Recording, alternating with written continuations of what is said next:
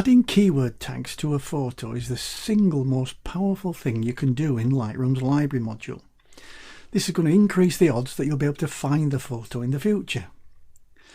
Now, if you've got 100 photos, you could possibly get by with a shoebox and a biro. But if you've got 10,000 images, you're going to need some other way to quickly and easily find them. You need to use keywords, and use keywords that make sense and be consistent with your use of them. Now, it's such an important thing to do, but many do not, and then spend wasted hours searching through folders of images for the one that they want that they took 3 years ago. So where do we get keywords from? Well, I find it easy just to let the images suggest keywords for you. Okay, well, let's add some keywords. Over here at the right hand side, with the two panels associated with keywords, we've got the keywording panel itself, where we can enter keywords, and we've got the keyword list, which hasn't got anything in at the moment because none of these images have keywords. This list builds up as your library of keywords increases. So okay, let's start in the keywording panel, and we'll go and we'll select an image. We'll select this one. Now, when I look at this image, I remember where I took it. This was at Christchurch Tramway Museum. So there's the first one for me. I've got tram. So I'm going to enter it in there, and I've now got a keyword tram. And if you look down here at the corner of the thumbnail now, you'll see that there is a little icon, and if I hover over that, it tells me that this photo has now got keywords, and this is called a badge. Okay, now if we look down now in the keyword list, you'll see that tram has appeared, and tram now is associated with that one image. Now there's another image with another tram, so I need to add the keyword to this image, and I can do that very easily. I don't have to go and type it in again. If I've got the keyword I want in my keyword list, I can just click it and drag it and drop it, and now I've got two images with tram on. Okay, let's have a look further. Oh, we've got some more. Okay, so we can do this in multiples as well. So I can click on that one, control and click to select them both, and then I can drag the keyword over one of them, and it applies them to both images. So now I've got 4 images with the keyword tram attached to them. Let's keep going. Is there any further down? No. Okay, well, what about location? Well, this image, I know, was taken at Christchurch, so let's have a keyword for Christchurch. So I'm going to go back to my keywording panel, and down here when it says click here to add keywords, bit of a giveaway that really, isn't it? I'm going to type Christchurch, and that then will add that to the keyword list. So now on that one image I've got Christchurch and tram. So same thing applies on the keyword list. Now we've got Christchurch, so I want to add Christchurch to this one, so I'm going to click it and drag it and drop it over there, and then we'll scroll down. Is there any more from Christchurch? Well, actually, yeah, this one's from Christchurch. It's not got a tram on it, but it was from Christchurch, so it wants the Christchurch keyword, and so does this one down here. So I'm going to grab the Christchurch keyword and drop it on that one. Okay, so now we've got 4 images with Christchurch keyword and 4 images with the keyword tram. So where are these others from? Those were from Beamish. Okay, so I need a keyword for Beamish. Back to my keyword panel. I'm going to type Beamish. And oh, I've made a mistake. I've put that where I should have. That's a Christchurch, so I need to get rid of that. So no problem, I can click in there and I can delete it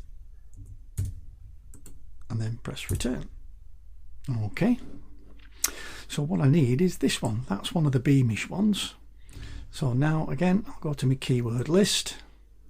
I've got a keyword for Beamish, drop it over that one. These bottom 3 were from Beamish here, so I'm going to click on the first one, shift click on the last one to select them, and then I'm going to drag the Beamish keyword onto it. There we go. Right, and I think there might be one down at the bottom. Yes, there is. That's a Beamish one as well. So I'm going to click and drag and drop that in there. Okay, what else we got? Let's have a look. There's a couple of images here. These were taken at Lady Bower Dam up in Derbyshire.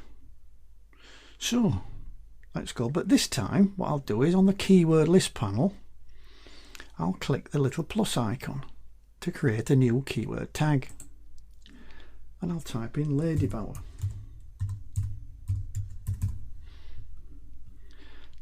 And I'll click create, and that again, it's just another way of doing it. It's created me a keyword, and I want to apply it to 2, so I'm going to control click on them to select them, and then I'm going to drag the keyword Lady Bower.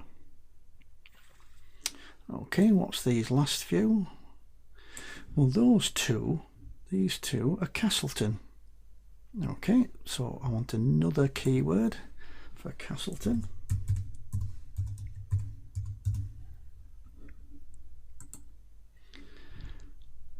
There we go.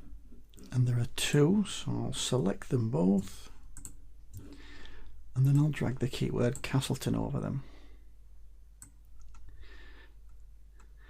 Now these 3 are all what Padley Gorge in Derbyshire, because keywords can actually be 2 words as well. So what I'm going to do, again, I'll click the plus and I'll type in, whoops, I'm shouting at you, Padley Gorge, click create, and again I'm going to select these 3. And you can actually do this the other way around as well. You can drag the images onto the keyword.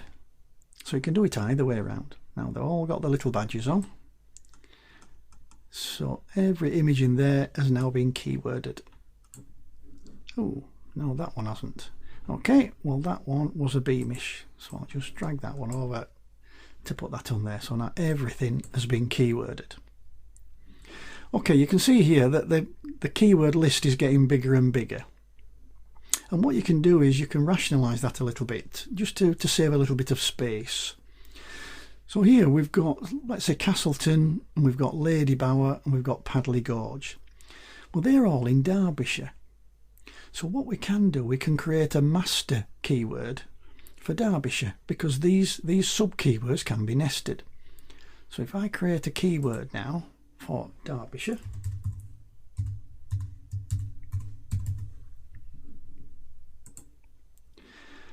and then in the keyword list I can click the Lady Bower and drag it up and drop it into Derbyshire, and you can see now it's indented because it's like a subfolder now, it's a sub keyword.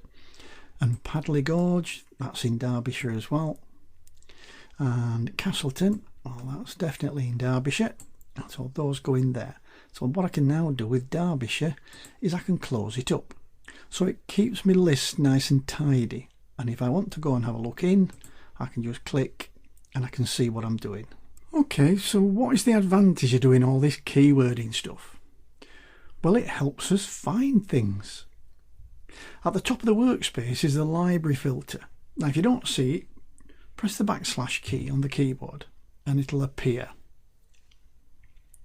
Now here we can search by text, by attribute, or by metadata. Well, we'll look at text, click on the text one, and then we can select which criteria we want to search by. And we've got quite a few in here, but I'll settle for keywords.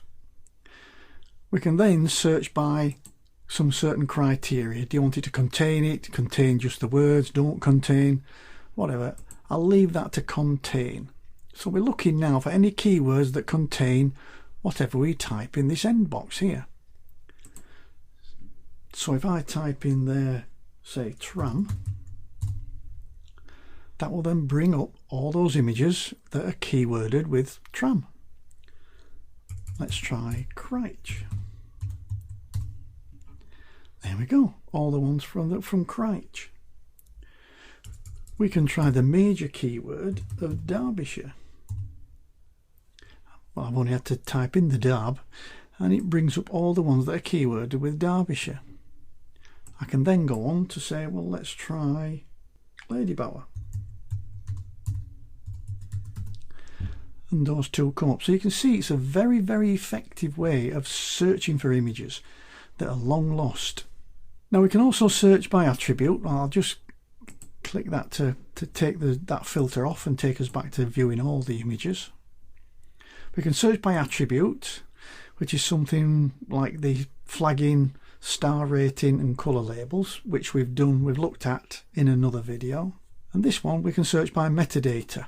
So again, we've got some columns that are by default. You can add more columns, take more columns away, and you can choose from a whole host of information to search by. So again, we'll set this one to keyword. We'll leave that one set to camera. We'll leave that set to ISO, speed and aperture. And so now what I can do is I can say, okay, well, here I've got 6 images that I know were taken at Beamish, and they will all come up. But now I've got these other filters as well. So what it's saying is, okay, well, which ones were taken with the Canon EOS 10D? Well, we now know that that many were. And then how many of those were taken at ISO 200? Yeah, we can decide on that. There were 5. And then we could even choose an aperture and say which ones were taken at 6.3. So now we've got a fairly complicated search field here where we've said, right, we've gone where we want them to be Beamish keyworded. I want them to be on a certain camera, a certain ISO speed and a certain aperture. And there were 4 images, and that could be out of 20,000 that specifically meet those criteria of Beamish, 10D, ISO 200 and an f-stop of f6.3. Okay, so to come out of that, we'll just click the none just to bring everything back to normal again. So now we're looking at all our images in grid view.